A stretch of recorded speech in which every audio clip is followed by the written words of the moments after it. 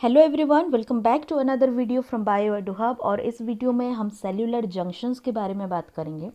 Specifically ये छोटा सा टॉपिक आपके एपिथेलियल टिश्यू के अंडर दिया हुआ है और एनसीईआरटी में जो टॉपिक यहाँ पे गिवन है मोस्टली एपिथेलियल टिश्यूज़ को नज़र में रखते हुए लिखा गया है। सो यहाँ पे हम एक एक करके सारे जंक्शंस के बारे में डिस्कशन करेंगे कि जंक्शन क्या होता है, सेल्यूलर जंक्शंस क्या होते हैं और क्या रोल ये प्ले करते हैं टिश्यूज़ में। तो चलिए शुरू करते हैं, समझने का कोशिश करते हैं कि ये जंक्शन क्या होता है। जंक्शन नाम से ही पता चल रहा होगा, दोनों सेल को जॉइन करने वाला कोई कनेक्शन होगा, जंक्शन, राइट। तो यहाँ पे हम इस पर्टिकुलर चैप्टर में टिश्यूज़ के बारे में डिस्कशन कर रहे हैं।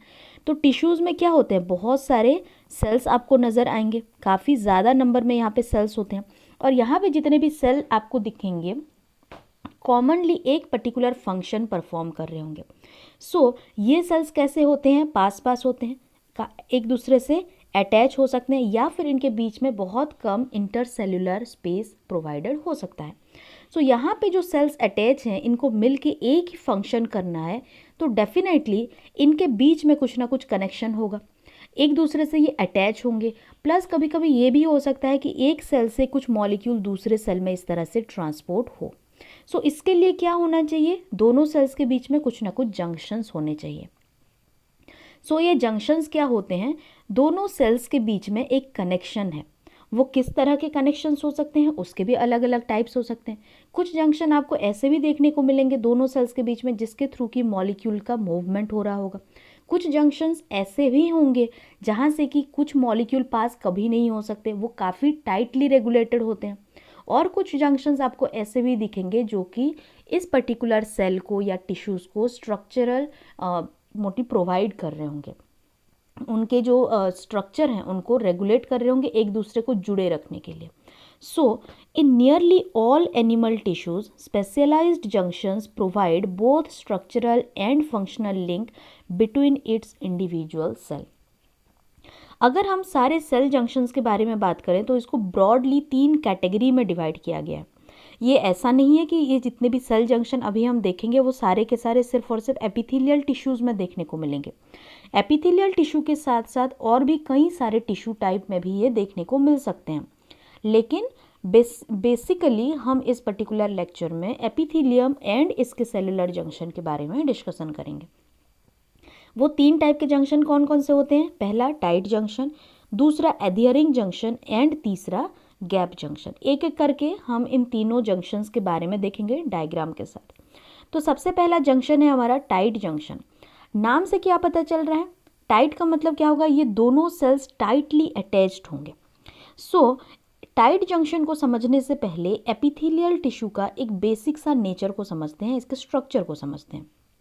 जैसे कि हमने पिछले लेक्चर में देखा था जब एपिथेलियल टिश्यूज़ के बारे में डिस्कशन कर रहे थे कि एपिथेलियल टिश्यू बहुत ज़्यादा टाइटली लिंक्ड होते हैं, इनके बीच में बहुत कम इंटरसेलुलर मैट्रिक्स प्रेजेंट होता है या फिर कभी कभी इनके बीच में मैट्रिक्स प्रेजेंट ही नहीं होता।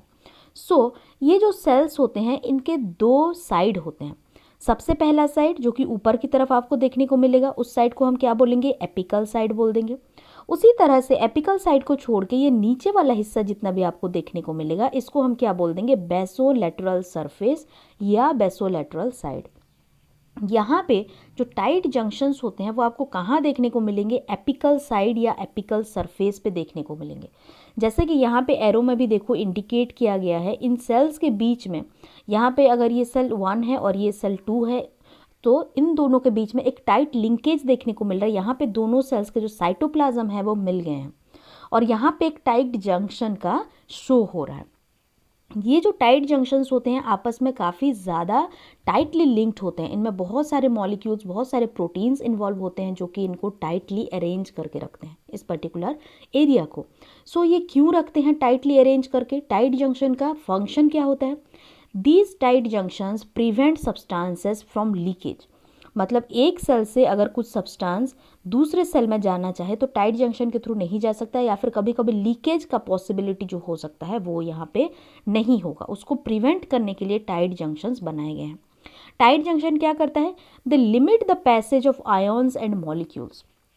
ये रोक के रखता है आयन्स एंड मॉलिक्यूल्स को इस जंक्शन के थ्रू पास होने नहीं देता। सो दूसरे टाइप का जंक्शन क्या होता है, एधियरिंग जंक्शन। एधियरिंग नाम से क्या पता चल रहा है आपको कि यहाँ पे एधियर कर रहे होंगे, मतलब सपोर्ट प्रोवाइड कर रहा होगा ये जंक्शन।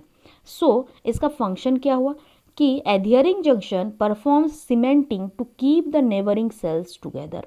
मतलब अगर मान लेते हैं ये एक एपिथेलियल सेल है और ये एक दूसरा एपिथेलियल सेल है, दोनों पास पास प्रेजेंट हैं, ओके, ये इसका एपिकल सरफेस है। तो ये जो एधियरिंग जंक्शंस होते हैं ये यहाँ पे एपिकल लेयर के नीचे आपको देखने को मिलेंगे, और जिसके वजह से कि ये क्या काम करते हैं, दोनों सेल्स को एधियर करते हैं जंक्शन के थ्रू। सो ये दोनों सेल्स को अटैच करके रखेंगे। टाइट जंक्शन ने क्या किया, सीलिंग कर दिया। दोनों सेल्स अभी इस पर्टिकुलर रीजन में जहाँ पे टाइट जंक्शन प्रेजेंट होंगे वहाँ से कोई सब्सटेंस लीक होकर दूसरे सेल में नहीं जा सकता। एधियरिंग जंक्शन क्या कर रहा है, यहाँ पे एक ऐसा प्लेटफॉर्म ये प्रोवाइड कर रहा है जिससे कि दोनों सेल्स कैसे हों, दोनों सेल एक दूसरे से अटैच हो जाएं इस तरह से। ये क्या है जो मैंने अभी बनाया, ये आपके जो साइटोस्केलेटन्स होते हैं वो है।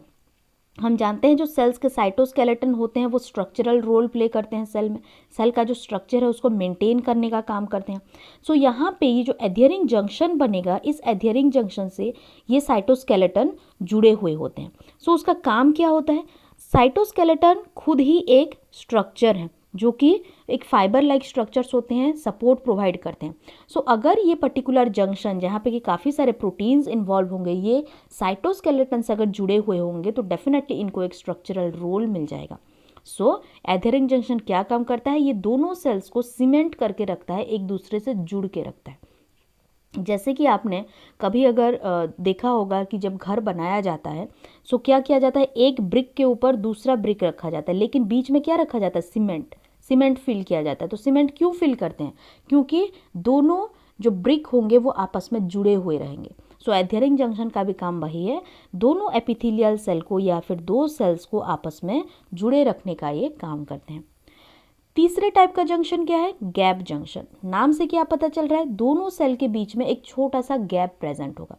अभी तक हमने क्या देखा, दो जंक्शन के टाइप हमने देखा। सबसे पहला हमने देखा था टाइट जंक्शन, जिसके थ्रू की मॉलिक्यूल्स का मूवमेंट रेस्ट्रिक्टेड है, मॉलिक्यूल्स एक दूसरे सेल में मूव नहीं कर सकते। दूसरे टाइप का जंक्शन हमने क्या देखा, एधियरिंग जंक्शन, जिसके थ्रू कि दोनों सेल सीमेंट होकर रह रहे हैं, एक दूसरे से अटैच होकर रह रहे हैं। तीसरे टाइप का जंक्शन आपको देखने को मिलेगा गैप जंक्शन। यहाँ पे अगेन हम एक एपिथेलियल सेल ड्रॉ करते हैं, ये रहा दूसरा एपिथेलियल सेल, और इन दोनों सेल्स के बीच में एक छोटा सा जंक्शन आपको देखने को मिलेगा, जिसके थ्रू की क्या हो सकता है, एक सेल का जो मॉलिक्यूल या फिर आयन है वो दूसरे सेल में इस तरह से पास हो सकता है। और ऐसे जंक्शन जो कि अपने थ्रू मॉलिक्यूल्स का या फिर सब्सटेंसेस का मूवमेंट को अलाउ करते हैं, इन जंक्शंस को क्या बोल दिया जाता है, गैप जंक्शन बोल दिया जाता है। सो गैप जंक्शन का काम क्या है, gap junctions facilitate the cells to communicate with each other. ये गैप जंक्शन के थ्रू एक दूसरे के साथ कम्युनिकेट कर सकते हैं। यहाँ तो हमने सिर्फ और सिर्फ एपिथेलियल टिश्यू के बारे में एग्जाम्पल में लिया है। उसी तरह से आप एक और एग्जाम्पल ले सकते हैं मसल टिश्यूज़ का। सो मसल्स में क्या होता है, एक बार मान लो नर्वस सिस्टम से कोई सिग्नल आ जाता है, सिग्नल आने के बाद मसल क्या होता है, मूव करने लगता है, कोई ना कोई मूवमेंट होगा मसल में। तो नर्वस सिस्टम जो सिग्नल प्रोवाइड करेगा वो एक सेल को ही प्रोवाइड करेगा या फिर 10-15 सेल को ये प्रोवाइड कर सकता है।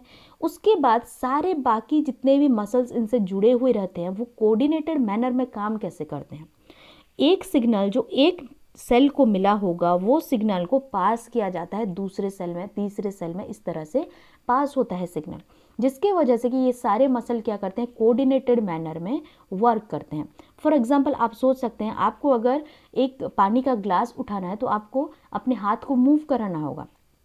सो उसके लिए हैंड के जो मसल्स होंगे उसको वर्क करना होगा। सो आपका ब्रेन जो है वो किसको सिग्नल देगा, हैंड में जो मसल्स प्रेजेंट है उसको सिग्नल देगा। उसको सिग्नल, अगर एक सेल को भी सिग्नल मिल गया तो वो सिग्नल क्या हो सकता है, बाकी सेल्स में पास हो सकता है, किसके थ्रू, ये गैप जंक्शन के थ्रू पास हो सकता है। उसी तरह से हम दूसरे एग्जाम्पल भी ले सकते हैं हार्ट मसल का। हार्ट में क्या होता है, आपने 10th में पढ़ा होगा, हार्ट में दो नोड प्रेजेंट होते हैं, SA node and AV node. जो एसए नोड होता है वो क्या करता है, कॉन्ट्रैक्शन कॉज करता है, वो एक इलेक्ट्रिक इम्पल्स प्रोवाइड करता है। एवी नोड क्या करता है, ये भी एक इलेक्ट्रिक इम्पल्स प्रोवाइड करता है। सो एवी नोड जब एक इलेक्ट्रिक इम्पल्स प्रोवाइड करता है तो हार्ट का एक पर्टिकुलर रीजन में जितने टिश्यूज प्रेजेंट होंगे वो एक साथ कॉन्ट्रैक्ट करते हैं। सो एक साथ इतने सारे टिश्यूज को एक साथ सारा मैसेज नहीं भेजा जाता, कोई एक या दो सेल को भी अगर मैसेज पास ऑन हो जाएगा तब भी पूरे जो सेल्स हैं, जो ग्रुप ऑफ सेल्स प्रेजेंट होंगे, वो एक फंक्शन परफॉर्म कर सकते हैं। वो मैसेज किसके थ्रू चला जाता है, गैप जंक्शन के थ्रू एक सेल से दूसरे सेल में ट्रांसफर होता है।